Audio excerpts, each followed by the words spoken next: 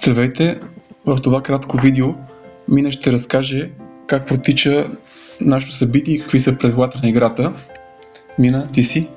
Здравейте, аз съм Мина Чорбова и тук ще ви представя какво точно представлява Запознай ме. Не, шегувам се. Тя ще говори по принцип, но сега само аз нещо като демо ще разкажа. В момента виждате как протича една стандартна speed dating среща.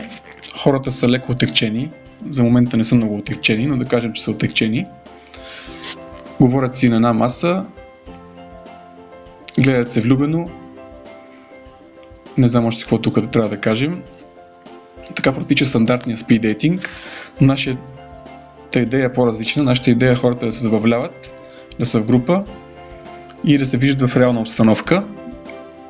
За начало на нашата игра, виждате, започваме с тъй наречената игра Jenga.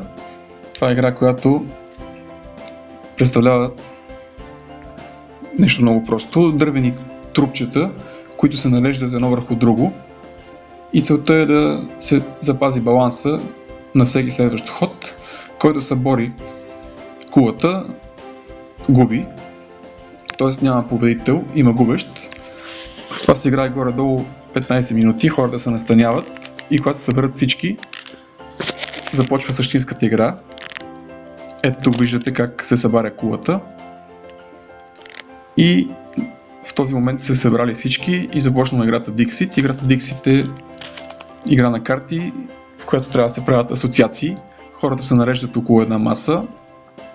За момента играем с, не знам тук дали да кажем 10 човека или 2 групи по 6 човека, това ще го решим. Изобщо този текст, който говоря, не е фиксиран. Вследствие ще го изчистим.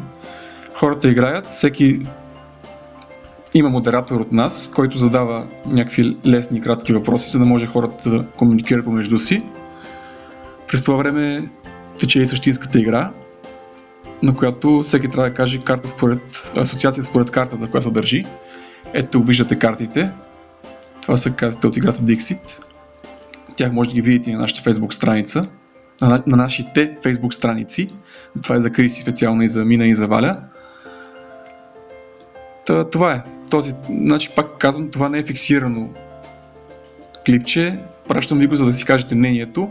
Впоследствие да изчистим нещата и да го качваме във Facebook. Поздрави от мене!